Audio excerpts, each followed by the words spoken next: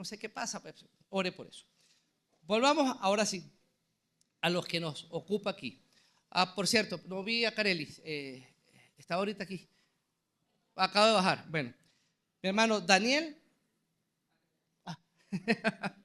bueno, con Daniel y Carelis, hermano, cualquier cosa que necesiten conversar del campamento, cualquier duda que necesiten aclarar, Daniel y Carelis están dispuestos para eso. Y termina el servicio y nos reunimos un ratico porque vamos a finiquitar algunos detalles del campamento. Bien, estamos hablando, como les dije, de las 7 iglesias que Juan escribe, a las cartas a las 7 iglesias que Juan escribe en Apocalipsis 2 y 3. Ahora, estas cartas son interesantes porque creo que tienen un mensaje para todas las iglesias en todos los periodos de la historia y comprenden precisamente ese aspecto del bosquejo que el capítulo 1 nos da del libro de Apocalipsis. Les dije desde el principio que Apocalipsis no es un libro de terror, no es un libro de miedo, no es un libro que nos habla de cosas cataclísmicas que van a ocurrir en el futuro, es un libro de victoria. Y es como que si se nos permitiera leer la página final de un libro. Y al leer la página final de un libro, para aquellos que les da flojera leer todo el libro y quieren saber si va a tener un final feliz o no, el Apocalipsis está escrito para que ustedes y yo sepamos que al final de la historia, Cristo indefectiblemente vence. Y no solo vence Él, sino que todos los que estamos con Cristo venceremos con Él. Esa victoria está garantizada. Y el Apocalipsis nos dice que venceremos con Cristo.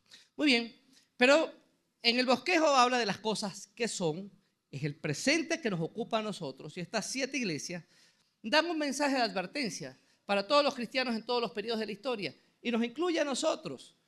Vimos en Éfeso, la primera carta, la importancia de, en medio de las situaciones difíciles que podamos vivir, no descuidar nuestra identidad, porque podemos perder el amor, que es la marca distintiva del verdadero cristiano en medio de las situaciones difíciles. Tengo contra ti que has dejado de lado tu primer amor. Pasamos a la siguiente carta, a la carta de Juan a Esmirna. Y en Esmirna el Señor le dice, una iglesia sufrida, que pasó por distintas situaciones, las cosas no iban a mejorar para Esmirna, sino que se iban a poner peores. Y el Señor le dice, mantente fiel hasta la muerte. Y el llamado de Esmirna es, en medio de las dificultades, de las situaciones difíciles, se espera de ti y de mí que nuestra fidelidad permanezca y se mantenga estable. Pasamos las páginas y llegamos a Pérgamo, la tercera ciudad, la tercera carta. Y esta tercera carta que escribe Juan, se lo escribe a una iglesia que estaba comenzando a contaminarse con algunas ideas, algunas filosofías del mundo en el que vivía, y en medio de la adversidad y de las situaciones difíciles corremos el riesgo de contaminarnos, y hay que poner un alto a aquellas cosas que comienzan a manchar nuestro caminar con Cristo. Y a Pérgamo se le advierte, debes arrepentirte, cambia tu manera de pensar con relación a estas enseñanzas que te estás permitiendo considerar en tu entorno. Y si bajamos de la ciudad de Pérgamo a unos 70 kilómetros más hacia el norte, llegamos a una pequeña ciudad, a la ciudad de Tiatira. Y de las 7 que vamos a estudiar aquí, Tiatira, tal vez la menos importante, la más pequeña, la que con menos recursos podía contar. Tiatira era tan poco importante que se decía que lo único de valor que tenía Tiatira era que era la puerta de entrada a Pérgamo. Dije la semana pasada que Pérgamo llegó a ser la ciudad más importante, llegó a ser hasta la capital del Asia Menor. Pero Tiatira no tenía ningún valor si quisiéramos valorarla desde el punto de vista económico, cultural, social, como ciudad, no tenía mucho que exhibir. Y la gente decía que lo único que hacía conocible Tiatira era que el que iba a Pérgamo tenía que pasar por ella. Punto. Del resto no había nada más que destacar. Arqueológicamente no se han conseguido cosas importantes en Tiatira, no hay hallazgos que hablen algo que destaque en Tiatira. Realmente lo que podía ser interesante en esta ciudad era tal vez cómo era su manejo económico. No estaba cerca de un puerto, y por no ser importante a nivel económico, no se movía mucho el dinero. Eran especialistas en fabricación de telas púrpuras. Y yo no sé si recuerdan que Pablo y Silas llevan el evangelio a una ciudad que está suficientemente lejos del Asia Menor, en Filipo. Y cuando llevan el evangelio, la primera persona que se convierte en Filipo es una mujer, Lidia, ¿se acuerdan? Estaba reunida en un grupo que se reunía a la orilla de un río y estudiaban la Biblia. Ciertamente en Tiatira había una gran sinagoga, que posiblemente de allí Lidia, cuando viajaba, trataba de reunirse en grupos que se reunieran para estudiar la palabra de Dios, las Escrituras, posiblemente o realmente el Antiguo Testamento. Y es la primera que se convierte, y ella era vendedora de púrpura. Ella era de Tiatira. Y algunos se atreven a pensar que quien fue determinante en la fundación de la iglesia en Tiatira fue esta mujer. Pues es un dato interesante porque ella era vendedora de púrpuras, de telas púrpuras. Y Tiatira se caracterizaba por tener todos sus trabajadores agremiados de alguna forma. Es decir, permítame contextualizar un poco la idea. Nosotros trabajamos con sindicatos. Aquí hay sindicatos de obreros, sindicatos de trabajadores de tal cosa. Pero en Tiatira funcionaba algo similar. Era como una especie de sindicato que agrupaba, por ejemplo, a todos los vendedores de telas. Y agrupaba también a todos los que trabajaban el bronce. Agrupaban sindicatos a todos los trabajadores de maderas.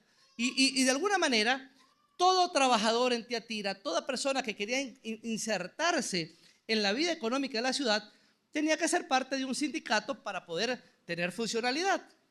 Hasta aquí todo parece bien, hay cierto orden. El problema era el siguiente. No había separación entre la adoración a dioses y a ídolos entre estos sindicatos y lo que era la vida religiosa. Es decir, se reunían estos sindicatos en lugares paganos donde se adoraban dioses paganos y se hacían fiestas paganas cargadas de exceso de todo tipo. Decíamos la semana pasada que en el tiempo antiguo la sexualidad desbordada, los excesos eran parte normal, cotidiano, de las adoraciones que se hacían a estos ídolos paganos, a estos dioses paganos. Y estos templos que estaban cargados de todo esto, también era el sitio donde se reunían estos gremios. Y ahora está tal vez un cristiano que está agremiado en alguno de estos sindicatos y cuando va a reunirse para hablar de negocios, primero debe participar de una serie de actividades que están relacionadas con paganismo, con idolatría, con actividades sexuales desbordadas, con comida sacrificada a los ídolos, y se enfrenta el ciudadano de Tiatira a una terrible decisión. ¿Participo de esto y puedo ser parte de la actividad económica de la sociedad en la que estoy viviendo? ¿O me aparto de esto, pero no tengo lugar en la actividad económica? ¿Se dan cuenta del conflicto? Esto suma a lo que ya veníamos hablando desde el principio. Hay una persecución por causa de Domiciano. El imperio romano obliga a los ciudadanos de todo su imperio, inclusive el Asia Menor, a adorar al César como un dios. Los cristianos se niegan a adorarlo y eso ya lo hace merecedores de persecución. Pero en Tiatira, además de esa realidad, el cristiano padecía la otra realidad, que es la necesidad de tomar una decisión. ¿Marco una línea que me diferencie con el contexto o me mezclo con el contexto? Y bueno, puedo tener ciertas libertades en el sitio donde estoy viviendo. Se complica el juego para los de Tiatira. Pues a ellos el Señor le escribe la siguiente carta. Y mientras les invito a que por favor busquen en sus Biblias Apocalipsis capítulo 2, versículo 18, y vamos a estar leyendo hasta el 29. Permítanme plantear rápidamente un poco lo que creo que está en juego aquí. La advertencia que vamos a conseguirnos en esta carta gira en torno a esa posibilidad real de perder el enfoque cuando estamos atravesando por una situación difícil. Es muy fácil que perdamos el enfoque. Es decir, si nuestra mirada no está puesta en Cristo en medio de la situación difícil, pues todo lo que está ocurriendo a nuestro alrededor con mucha facilidad va a tender a hacernos desviar la mirada. Permítanme ponerles un ejemplo, un caso bíblico que ustedes recordarán inmediatamente. Los llevo al evento inmediatamente anterior. ¿Se acuerdan cuando el Señor alimentó a los 5,000? Todo lo hemos visto, aunque sean películas. La alimentación de los 5,000. Cuando termina ese evento, el Señor le dice a sus discípulos, van a remar por el mar de Galilea y van a pasar al otro lado del mar. Y mientras hacían eso, un recorrido de unos 12,5 kilómetros, unos pescadores expertos que eran de Galilea, cuando les dicen pasen al otro lado del mar, pues le estaba diciendo hacer algo cotidiano para ellos. Iban a montarse en la barca, iban a llegar hasta la otra orilla en algo que para ellos era parte de lo que hacían comúnmente. Y los discípulos se van y el Señor se va hacia una montaña y allí comienza a orar. Entendemos que desde donde está el Señor es capaz de mirar a sus discípulos en el recorrido que están haciendo por el mar de Galilea. Calculamos que pudieran haber sido las 6 de la tarde por los datos que nos da Mateo. Y comienzan a remar. Y cuando están llegando a la mitad del viaje, se prende una tremenda tempestad, también bastante común en el mar de Galilea. Una tormenta terrible que lograba levantar la embarcación en la que iban y la hacía pegarse con todas las fuerzas nuevamente con la superficie del agua y la volvía a levantar y la hacía golpearse y así la mantuvo por muchas horas. Si sacamos las cuentas y hacemos un cálculo ahí aproximado por las vigilias de las cuales nos habla Mateo y nos hablan los evangelios, ¿saben? Pudiéramos decir que ellos estuvieron luchando por cerca de 6 horas con el mar, con una tormenta. Y un pescador experimentado sabe que cuando la lucha se prolonga hasta cierto punto, terminas peleando contra algo que no vas a vencer. Que alguien se rinda en medio de una lucha es una cosa. Pero que alguien experimentado, que un experto se rinda en medio de una lucha, eso es algo distinto. ¿Saben? Si ustedes y yo hubiéramos estado en la embarcación, a los 10 minutos hubiéramos dicho, nada, nos morimos aquí. No somos expertos. Pero que los discípulos, los pescadores expertos que eran parte de esos discípulos de Jesús, lucharan y aplicaran todo su conocimiento y pudieran llevar hasta el final la lucha. Y llegar al punto en que se nos diga, soltar los brazos y se echaron a morir. Eso es otro caso. Los expertos dijeron, no estamos haciendo nada, nos espera la muerte. Bueno, como eso de las 3 de la mañana, un poco más, el Señor Jesucristo fue a ellos caminando sobre el mar. Y Pedro desde la embarcación ve la sombra que se acerca. Y el Señor le dice, no teman, tengan ánimo, yo soy. Y con esas palabras Pedro dijo, Señor, si eres tú, haz que yo vaya a ti caminando sobre el agua. ¿Qué le pasó a Pedro? No lo sabemos. Pero no es el tema de hoy, sino que Pedro se lanza sobre el mar y se va caminando. ¿Saben? Una cosa es pelear contra la tormenta desde el barco y otra cosa es sentir bajo tus pies la tormenta. Las olas seguían levantándose, el mar seguía agitado, el cielo seguía lanzando truenos y la lluvia seguía cayendo. Y él iba caminando hacia el Señor, mirando al Señor. Pero nos cuenta Mateo que en la medida que se iba acercando al Señor, que las olas seguían levantándose, Pedro quitó la mirada de Cristo. Ya que no sabe qué pasó. Se hundió. Y este pescador experimentado le grita al Señor, ¡sálvame que me hundo! Y el Señor tiene que extender sus brazos y levantarlo de allí. Y el Señor le dice a Pedro, ¡qué poca fe! Bueno, cada vez que yo leo eso me pregunto, ¿qué me hubiera dicho a mí? Créanme, yo no me hubiera bajado del barco. Si él tuvo poca fe con lo que hizo, creo que el Señor a lo mejor me mira de arriba abajo me hubiera hecho. Ni nada que decir. ¿Saben? Pedro pierde la vista del Señor. Y en lo que quita la vista del Señor y la fija en la situación que le rodeaba, se hunde. Hermano, y lo que Teatira nos enseña a nosotros es justamente eso. Si quitamos la vista de Cristo en medio de la adversidad, en medio de las situaciones difíciles, si quitamos la vista de Cristo cuando nuestros intereses parecieran ser amenazados, si quitamos la vista de Cristo, no podremos seguir avanzando. En la adversidad, mantenernos enfocados en Cristo nos dará la capacidad de avanzar seguros en medio de la tormenta. Y eso quisiera que fijaran esta mañana de todo lo que pudiéramos hablar hoy. En la adversidad, mantenernos enfocados en Cristo nos dará la capacidad de avanzar seguros en medio de la tormenta. Si estás viviendo una tormenta hoy, no quites la mirada de Cristo, no te desenfoques, no te desenfoques.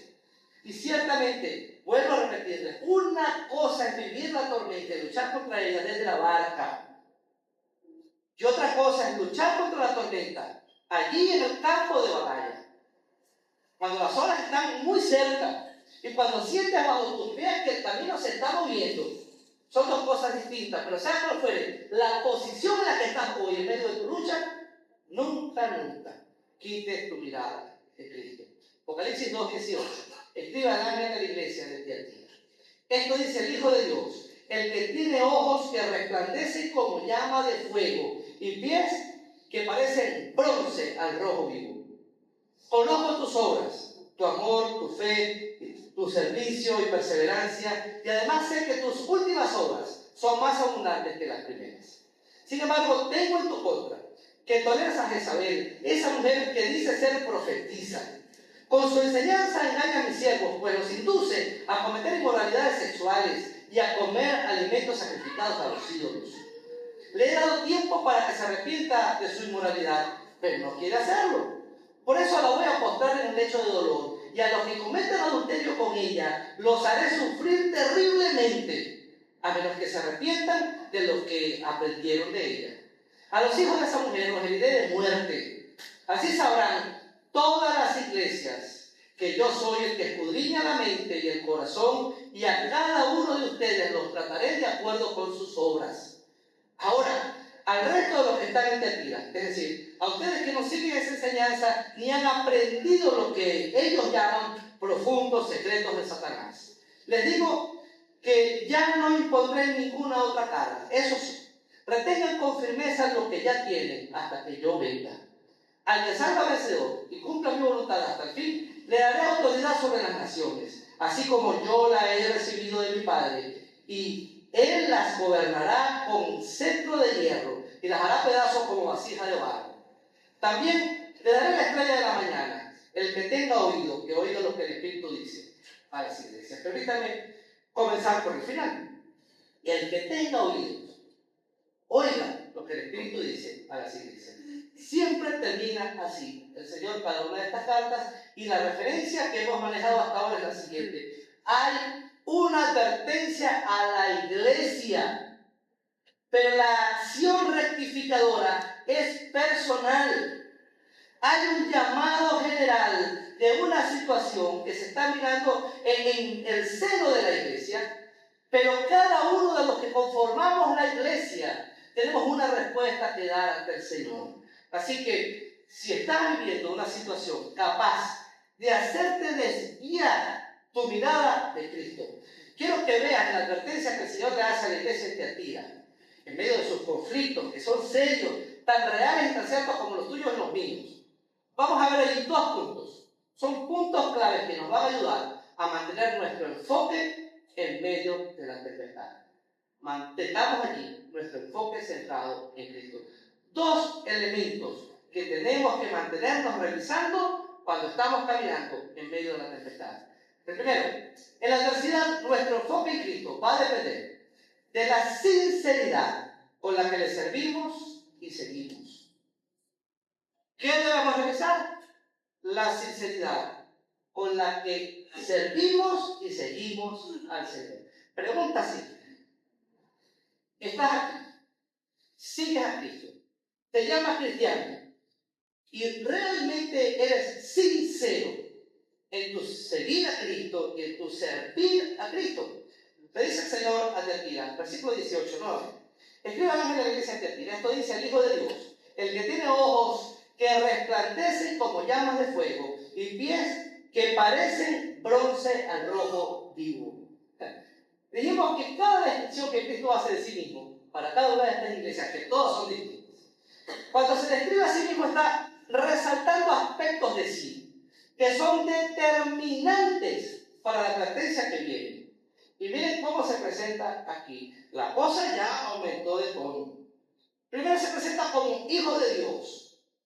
Y lo que nos está diciendo con esa expresión, en lenguaje sencillo es: yo soy quien tiene la misma esencia y la misma naturaleza de Dios. Cristo se nos está presentando aquí como Dios. Él es la segunda persona de la Trinidad divina. Él es Dios. Él no es un Dios, no es alguien que accedió por mérito al trono de la gloria, no es alguien que tiene la autoridad porque se la ganó. Él es Dios y Él tiene toda autoridad en sí mismo. Él es Dios. Y por ser Dios, Él tiene toda la prerrogativa y todo el poder y todo lo que implica la divinidad. Así que lo primero que hace el Señor es presentarse ante Teatira y decirle: quiero que esté claro de esto. Yo soy Dios. Si alguien merece adoración, es Cristo. Si alguien es digno de toda gloria, es Cristo. Y la Biblia asegura, y es así, que delante del nombre de Cristo Jesús, toda rodilla se va a doblar en la tierra y en el cielo. Cristo es el Rey y el Cristo es el Señor. Ahora, se presenta como Dios. Y lo segundo que hace es describir sus ojos. Miren, qué descripción tan curiosa. El que tiene ojos que resplandecen como llamas de fuego. ¿Saben? No está resaltando la belleza de sus ojos.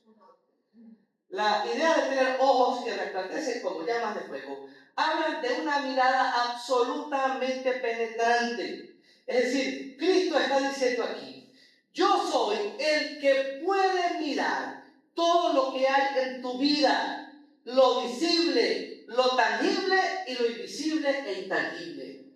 Yo puedo ver lo que está a la vista y puedo ver aún lo oculto que hay en tu corazón. ¿Saben? El Señor conoce de nosotros todo. Y yo no sé si a ti, pero a mí me llena de un temor, que permítame ponerle un apellido a ese temor, un temor reverente. El saber que Cristo, al verme a mí, puede conocer todo, sin secretos delante de Dios. No podemos llegar delante de Él creyendo que Él no ha visto, no se ha dado cuenta, o va a estar con sus brazos cruzados ante algunas condiciones en nuestro corazón, en nuestras vidas, que hemos decidido mantener en lo oculto. Yo tengo una mirada capaz de llegar y de penetrar lo más profundo de tu vida. Yo tengo la capacidad de mirar lo visible y lo que no es visible. Y continúa describiéndose. Y lo segundo o el tercero que se plantea es: soy quien tiene pies como de bronce fundido. Y da la intención o la impresión que esto de pies capaces de destruir por donde pasa, pero también de purificar con el fuego de sus pies las cosas que están a su alrededor. ¿Sí? Todas estas son señales de un Dios que tiene absoluto poder para ejercer juicio sobre aquellos que están bajo sus pies. Bueno, no es una mirada contemplativa. Cristo no es el Dios que va a mirar tus actos y tu realidad, mis actos y mi realidad, sin hacer nada. Lo que está diciéndonos aquí es: tengo absoluto control. Todas las cosas están desnudas delante del Señor. No hay nada oculto. Y esa es su tarjeta de presentación. Pablo dice a los Gálatas, en el capítulo 6-7, le dice: no se engañen, Dios no puede ser burlado. Todo lo que el hombre siembre, eso también se dará.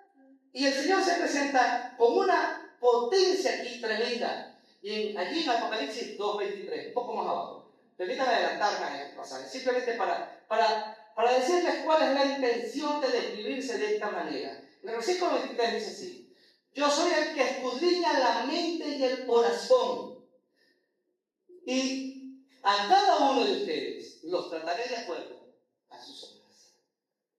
Tremendo.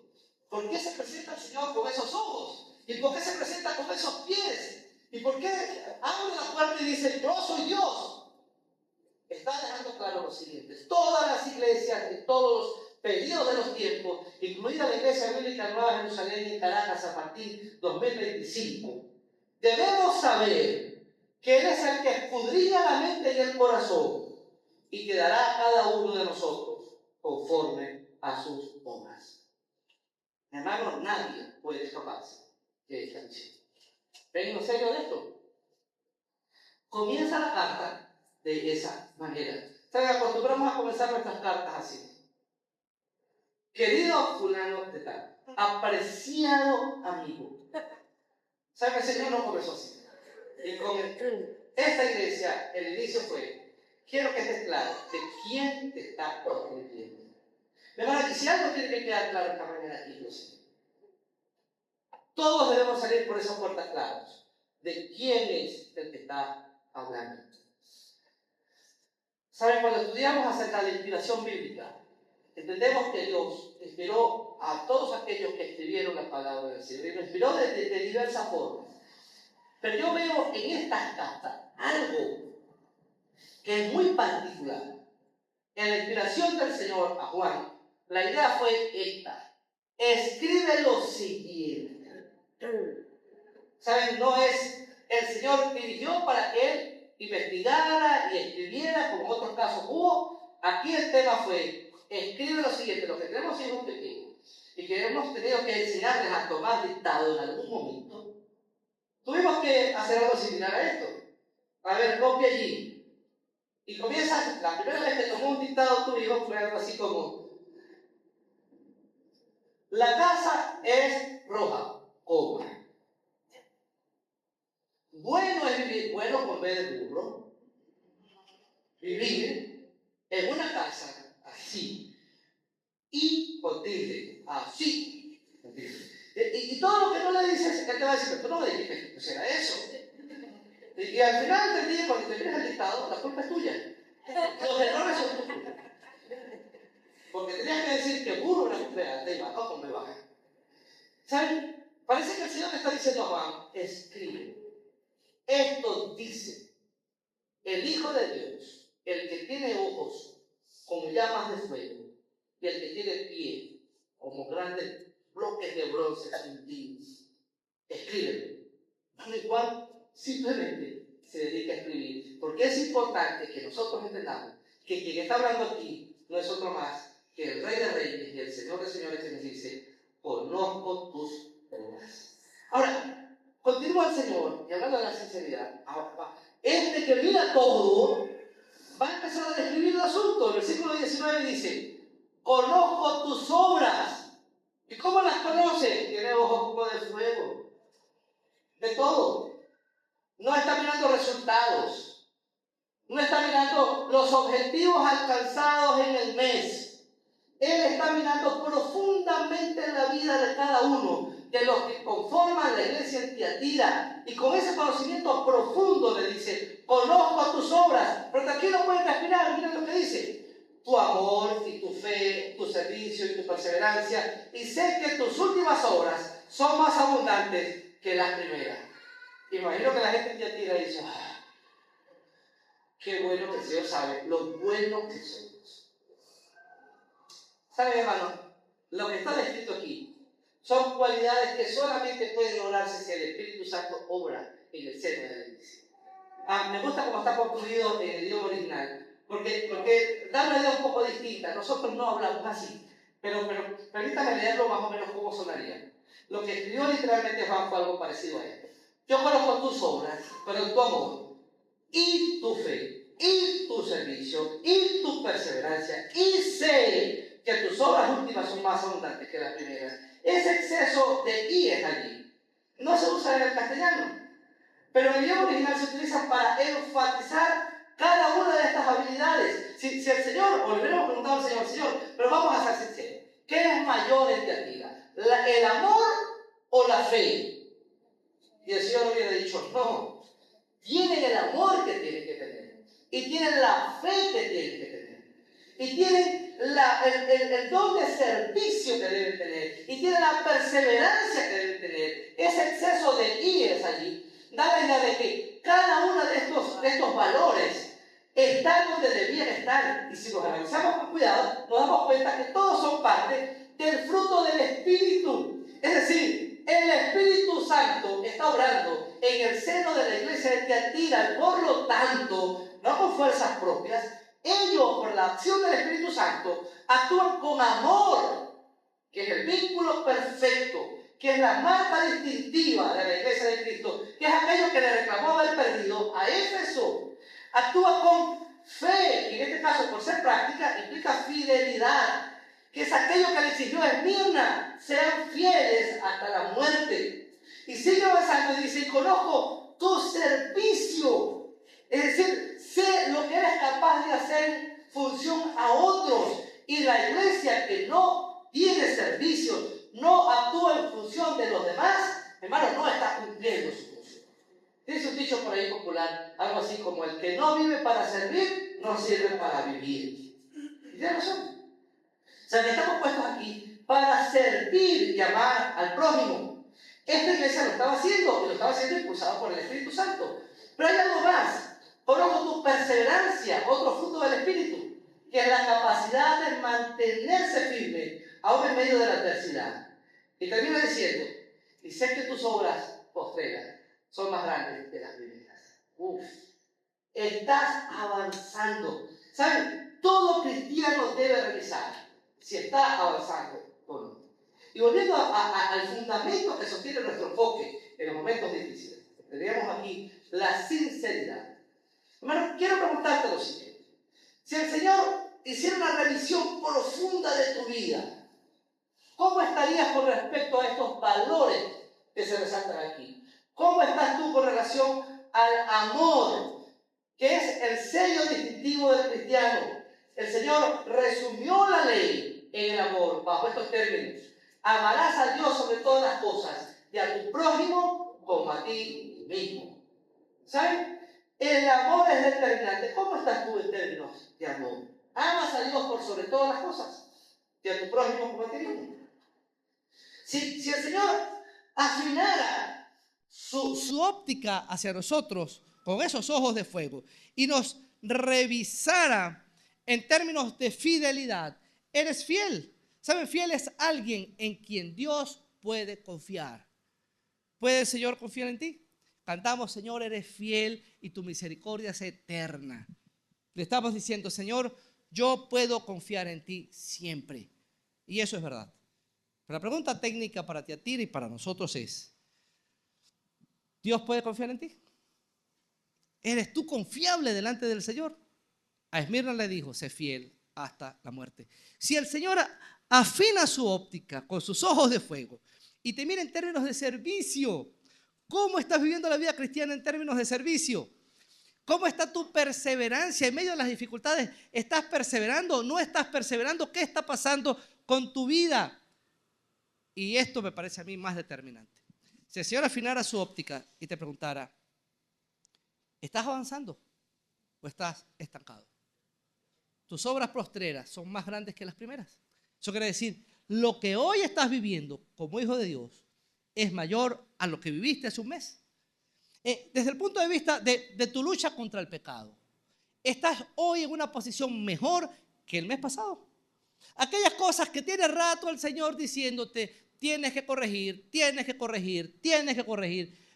Un mes después, ¿las has corregido? Cuando te paras hoy y miras hacia atrás, ¿hay avance o no hay avance? Permítame el caraqueñismo. Como cristiano, ¿estás creciendo o estás pasmado? En Caracas le llamamos pasmados a aquellos que no crecen. No sé qué significa pasmado. Si alguien me pregunta: ¿y de dónde viene pasmado? No sé, hermano. Viene de pasma. Se me ocurre algo interesante, pero va a ser mentira lo que le voy a decir. De la isla de Pasma, que es una isla chiquitica, pero no es mentira, no existe eso. ¿Saben, hermano? Pasmado es alguien que debería estar creciendo, pero se detuvo su crecimiento y dejó de crecer. Bueno, y hay cristianos pasmados. Cuando el Señor mira a Tiatira, exalta que Tiatira es una iglesia que crece. Pero ¿saben? Si nosotros viéramos el conflicto de Tiatira desde afuera, ¿se acuerdan? Desde la barca es muy distinto a luchar contra la tormenta que caminando sobre el mar. Si lo vemos desde la barca, pudiéramos decir, esta iglesia es una maravilla. Señor, ayúdanos a ser más como Tiatira. Yo como pastor de esta iglesia quisiera que esta iglesia fuera más como Tiatira hasta aquí. ¿Saben por qué? Porque desde la barca, mirando los toros desde la barrera, yo puedo decir, yo quiero que esta iglesia se mantenga impulsada por el Espíritu Santo, creciendo en amor, creciendo en fidelidad, creciendo en servicio, creciendo en perseverancia y que sus obras continuamente estén mostrando su crecimiento. Desde aquí todo se ve bien, pero si bajáramos de la barca y entráramos en el conflicto, ¿saben? El Señor está diciendo esto porque sabe que internamente en la iglesia había un grupo de hermanos que no estaban en la jugada. El Señor está permitiendo que la iglesia crezca a pesar que en su seno habían personas que no cumplían con esta descripción que está aquí. Habían personas que en su servicio al Señor no estaban siendo sinceras. Y cuando hay personas que no son sinceras, la iglesia puede continuar porque hay gente que sí está haciendo el trabajo. Pero los que no están siendo sinceros son un virus que va a ir infectando. Y si no se le pone un alto a tiempo, pueden terminar dañando a toda la congregación. ¿Saben? Hay una fábula infantil que habla de un pollito que se perdió del gallinero. Y perdido en la granja, se consigue con una familia de patos. Y él se enfila detrás de los paticos y comienza a caminar detrás de mamá pata pegada con los paticos.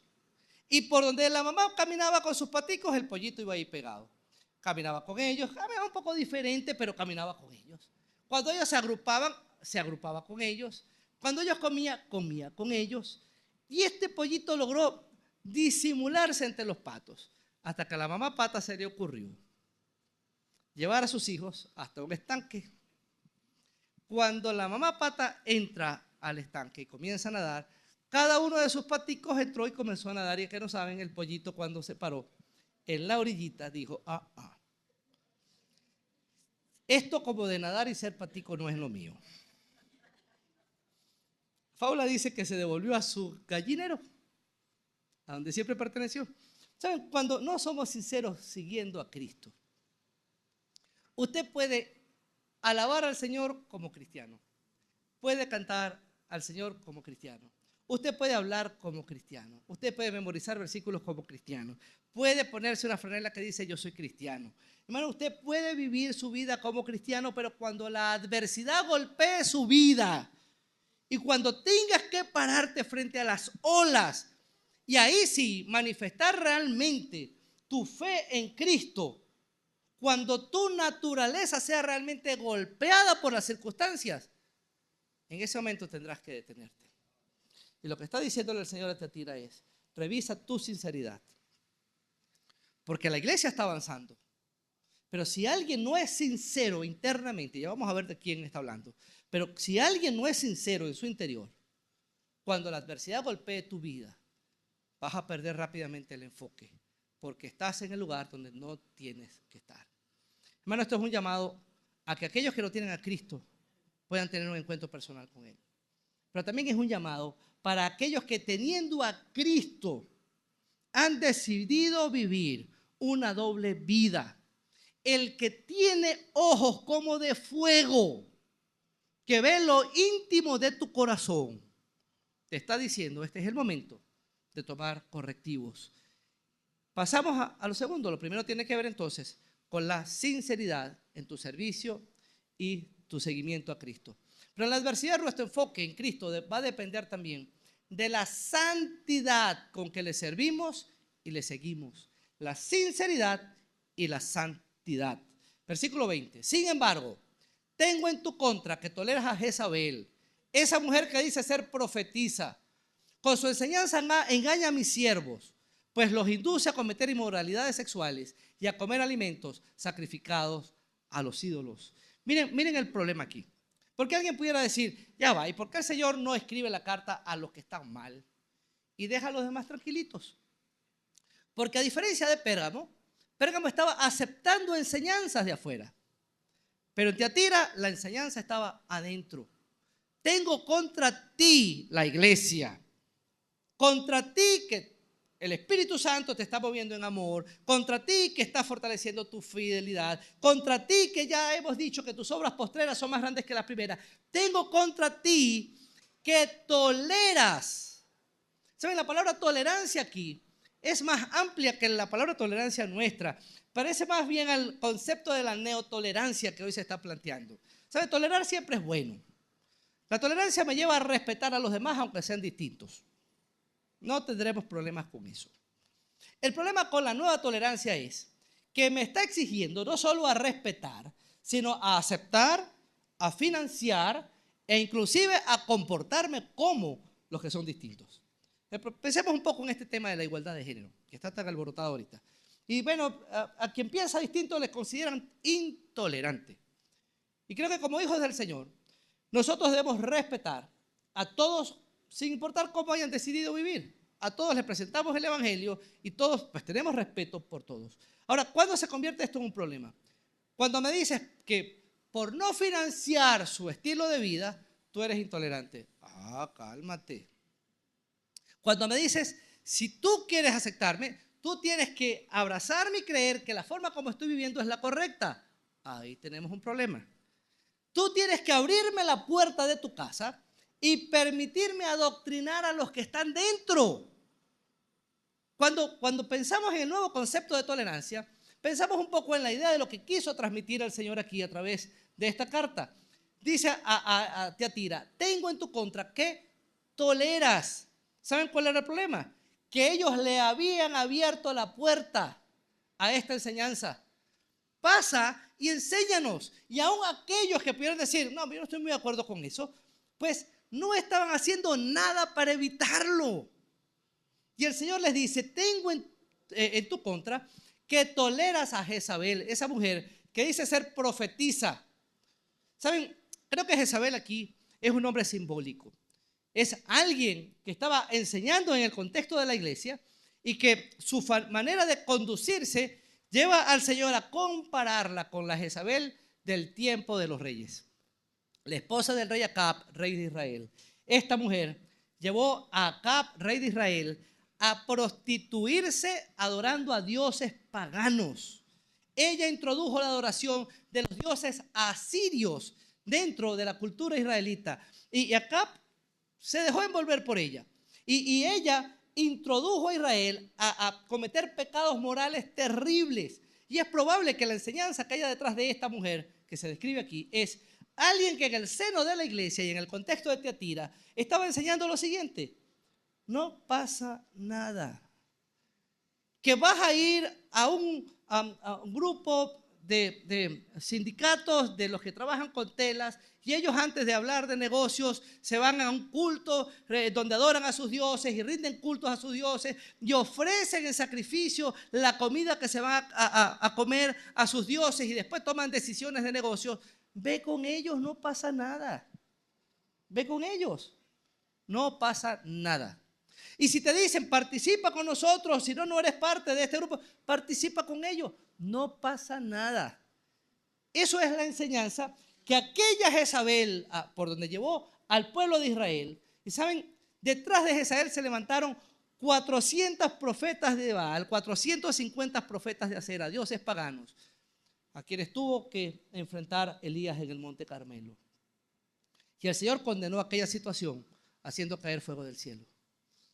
Ahora el que tiene ojos como de fuego, ve a la iglesia contemporánea y saben, nos dicen, quiero que estén claros en esto. Tu santidad importa. Permítame definir rápidamente lo que es santidad. Saben, santidad tiene que ver con ser apartados por Dios para un fin. Usted ha sido consagrado por el Señor. Todo el que tiene a Cristo, el Señor lo ha apartado. Y creo que hay un propósito que es común a todo creyente: alabar al Señor con nuestra vida. Todos hemos sido apartados para darle con nuestra vida la gloria al Señor. Pero cada uno de nosotros tiene propósitos muy particulares. a través de los dones, los talentos, las capacidades que Dios nos ha dado a cada uno de nosotros, el Señor espera que podamos cumplir con estas cosas. Efesios 2:10 dice así: porque somos hechuras suyas, creados en Cristo Jesús, para buenas obras, las cuales Dios preparó de antemano para que anduviéramos en ellas. Tú y yo estamos llamados a vivir en esas obras que Dios ha preparado para nosotros de antemano. Ahora, santidad es quitar de mi vida todo aquello que me entorpece cumplir el propósito de Dios en mi vida. Santidad es quitar de mí todo aquello que me entorpece para cumplir el propósito que Dios tiene conmigo. Y le dice a la iglesia en Tiatira: ¿sabes qué? Sí importa que no traces una línea de separación entre lo que ellos hacen y lo que tú haces. Sí importa que te sientes a hacer lo que es contrario a tu manera de vivir, lo que es contrario con tu santidad. Sí importa, porque para el cristiano la santidad no es una opción, no es una recomendación, no es un buen consejo. ¿Saben? El apóstol Pedro dice esto, citando al Señor: sean santos porque yo soy santo. Hermano, memorices eso, pues está fácil. Sed santo porque yo soy santo. ¿Saben? Me encanta que no dice les recomiendo que sean santos. ¿Para qué una recomendación la toma o no? Mi hermano, yo les recomiendo que no tomen refresco burbujeante negro. No voy a decir la marca porque estamos en vivo. Estoy seguro que no saben de qué estoy hablando. Pero bueno, yo les recomiendo eso. Pero si pregunto, ¿alguien no ha tomado nunca alguna gaseosa azucarada de esta? Pues es cuento, hermano. Nadie se va a parar y decir: por mi boca nunca ha entrado ninguna cosa burbujeante de ese tipo, lleno de azúcar. Pero quien haga eso es varón perfecto, sin mancha ninguna. ¿Saben? No existe. Todos hemos caído en eso. Ahora, es un buen consejo que ustedes y yo deberíamos seguir. No tome eso. No lo hago. Permítame citar a Cristiano Ronaldo. Yo soy más pro Messi, pero creo que Cristiano Ronaldo tiene algunas cosas que son citables. ¿Se acuerdan? Agua. No. Agua. Hermano, eso es un buen consejo. Pero usted verá si lo toma o no. Pero cuando el Señor habla de santidad, no nos está dando un buen consejo. Él nos está dando una orden. Sean santos. La santidad no es una opción. Es el único estilo de vida que el cristiano debe procurar. Por eso es que una forma de evaluar mi sinceridad al seguir al Señor es si estoy avanzando. Y ese avance va en función de mi vida santa. He dejado, he quitado, he resuelto, he corregido, he enderezado, y la vida cristiana se va desarrollando en un continuo crecimiento de su santidad. Ahora, me encanta porque el Señor nos dice: sé santo como yo soy santo.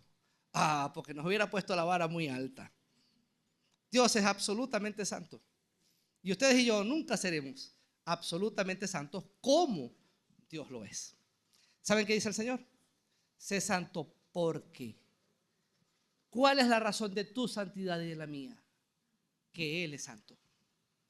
Entonces, cuando camino en medio de la tempestad y cuando tengo la tentación de quitar la mirada de Cristo y comenzar a mirar mis conflictos y mis problemas y de ceder a lo que el contexto me está dando, yo oro al Señor y no le digo: Señor, hazme santo como tú, sino le digo: Señor, ayúdame a ser santo en tu santidad. Porque tú eres santo, nosotros podemos ser santos. Hazme santo en tu santidad. Dame fuerzas en tus fuerzas. Dame estabilidad en tu estabilidad. Ayúdame a encaminarme enfocado en tu enfoque. Desde que comenzó el año hemos estado repitiendo la frase: en Cristo, en Cristo, en Cristo. Podemos vivir vidas santas porque el que nos llamó es santo. Entonces, cuando la cosa se pone difícil, mis hermanos, no es en tus fuerzas, es en las de Cristo. Efesios 6:10. Fortalezcanse en el Señor, en el poder de sus fuerzas.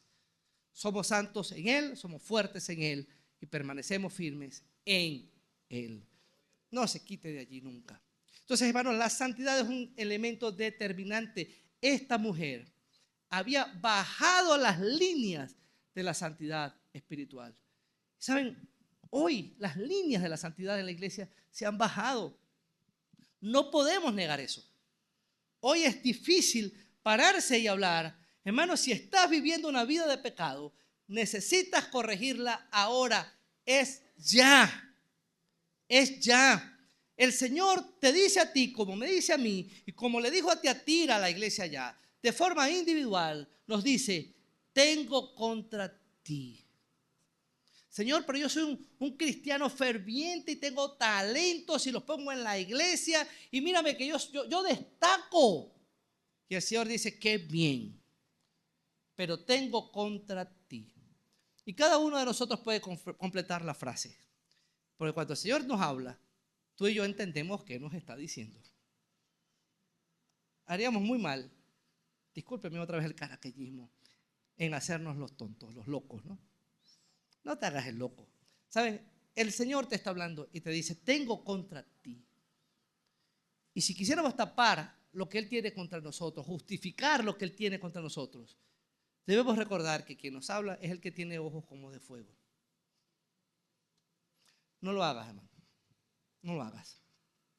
Le dice a esa mujer, le he dado la oportunidad de corregir y no lo ha hecho. Wow. Miren qué misericordioso es el Señor. Aún esta mujer que entró con una enseñanza falsa, que estaba desviando el corazón de la iglesia, que le estaba diciendo, si lo haces está bien, dale. Por tu negocio. El Señor sabe que es por mantener tu posición. El Señor sabe que es para no perder una oportunidad maravillosa. Esa puerta te la abrió el Señor. Que cuando des el paso adentro estarás en el infierno, pues otro cuento, pero te la abrió el Señor. Ahora, cuando bajamos los niveles y aceptamos esto, el Señor dice, a ella le he dado tiempo para que corrija. Pero, ¿sabes? Tengo un problema. Los que manejan su misma doctrina tendrán que enderezarse, porque si no tendrán la misma suerte que tiene ella. ¿Saben? Ser cristiano nos exige vivir una vida diferente. No hay opciones, hermano. No hay medias tintas para el cristiano. Y estoy hablando desde mi lucha a aquellos que también están luchando. Es decir, cuando el Señor habla a Tiatira y hay que prender las alarmas porque hay cosas que corregir, hermano, el primero que tiene que corregir algo aquí soy yo. Pero quiero decirles que ustedes también necesitan unirse a esta corrección generalizada que la Iglesia Bíblica Nueva Jerusalén tiene ante sus ojos. No sigamos avanzando y entendamos que el Dios de toda misericordia ha extendido su gracia y en la mañana de hoy nos está diciendo, tienes tiempo de corregir. Comienza a poner las cosas en orden. Revisa tu sinceridad y revisa tu santidad.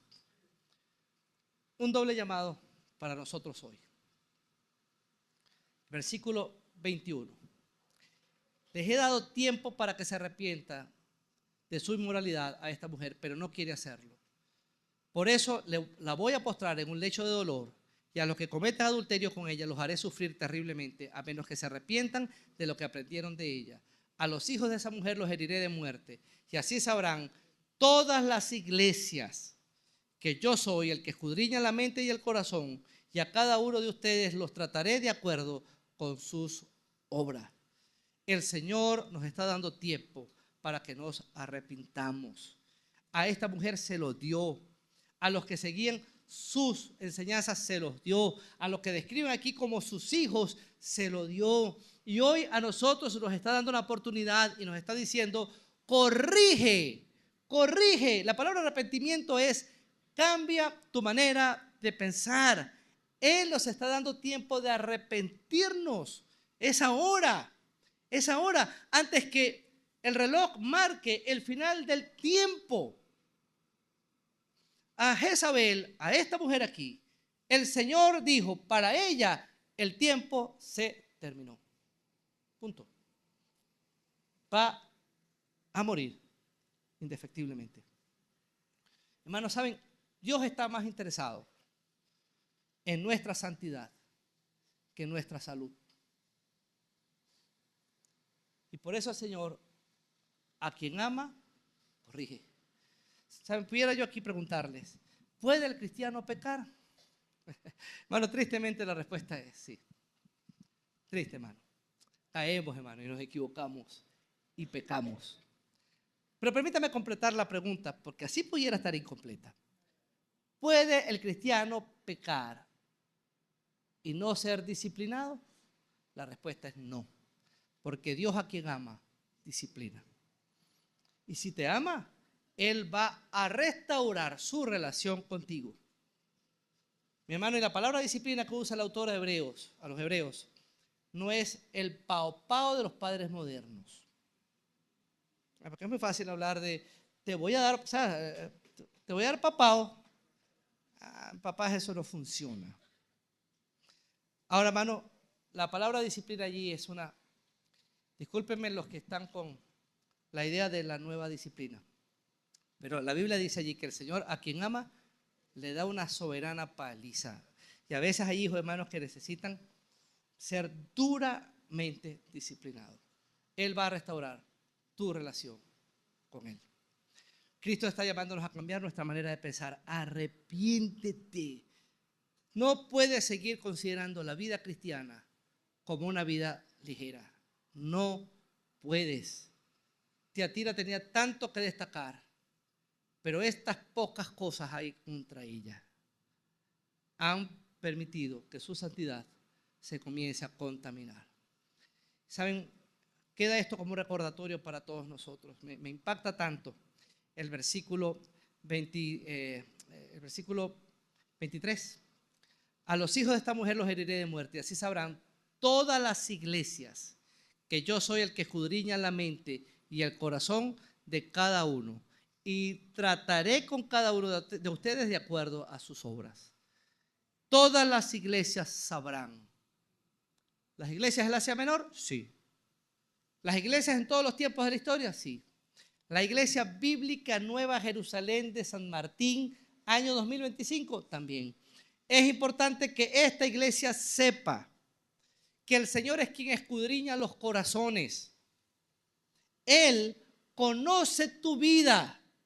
Él conoce tus pensamientos. Él conoce lo que hay en lo profundo de tu ser.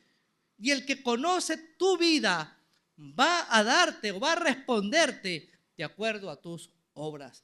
¿Cuál es la obra que Dios espera de ti justo ahora? Que cambies tu manera de pensar. Al resto de la iglesia, a los que no estaban cayendo en la enseñanza de esta mujer, les dijo: manténganse en lo que tienen hasta ahora. Siguen creciendo en el amor, la fe, el servicio, la perseverancia, y que sus obras postreras sean más grandes que las primeras. Sigan avanzando, pero corrijan lo que hay que corregir. ¿Qué tal si estamos de pie? Vamos a orar. Hermanos, si el que tiene ojos de fuego centrara su atención sobre nosotros hoy, y de una forma muy personal, muy individual, te preguntara: ¿cómo está tu sinceridad en tu servicio a mí? Señor, yo soy parte de una iglesia que está creciendo. Yo soy parte de una iglesia amorosa. Yo soy parte de una iglesia que tenemos valores tremendos. La pregunta del Señor no es esa. La pregunta es: ¿cómo estás tú en cuanto a tu sinceridad conmigo? No, yo sé en la iglesia a la que estás yendo. Conozco el entorno. Conozco a tus padres. Pero yo vengo de una familia de gente muy apegada a la palabra del Señor. Muy bien, ¿cómo está tu sinceridad? Y antes de responderme, recuerda esto: tengo los ojos de fuego. Ya sé hasta la respuesta que tienes intención de darme. Si el Señor te mirara hoy y te preguntara: ¿cómo está tu santidad delante de mí? ¿Quién eres tú delante de mí? ¿Estás permitiendo que esas pequeñas cosas vayan corroyendo tus fundamentos? Hay cosas que atender y estás decidiendo no hacerlo porque consideras que dale, no hay problema. Yo puedo correr la arruga. ¿Saben? El que se presenta con ojos de fuego también se presenta como el que tiene pie de bronce. Bronce como al rojo vivo. Tiene el poder para derribar, para aplicar justicia y para purificar por donde pasa. No podemos esperar. No es una respuesta que pueda darse cuando nosotros decidamos, algún día cuando sintamos. Porque no sé si lo sabían, pero ya para el siglo III después de Cristo no hay referencia de la iglesia de Tiatira. Saben, muy probablemente esta iglesia, al no corregir, sencillamente fue quitada de su sitio. Pero ¿cómo si estaba avanzando? Mi hermano no puso alto al virus que estaba dentro de ella. Y al no poner un alto, el virus acabó con ella. ¿Pondremos un alto en nuestra vida, o lo que está pasando en nuestra vida hoy? ¿Sí o no? En su misericordia, Dios extiende una oportunidad para que nos arrepintamos. Cambiemos ya de manera de pensar. Señor, aquí estamos. Cuando estudiamos tu palabra y vemos cómo tratas a la iglesia en Tiatira, nos tenemos que parar ante un Dios que es absolutamente santo. Y nos tiemblan las piernas solo de imaginar la imagen de ese Cristo glorificado que puede mirarnos con ojos como de fuego. No tiene sentido seguir ocultando nuestra vida y nuestra realidad delante de ti. Nos has dejado al descubierto en esta mañana. Por eso te pedimos que nos ayudes a reconocer nuestra falta.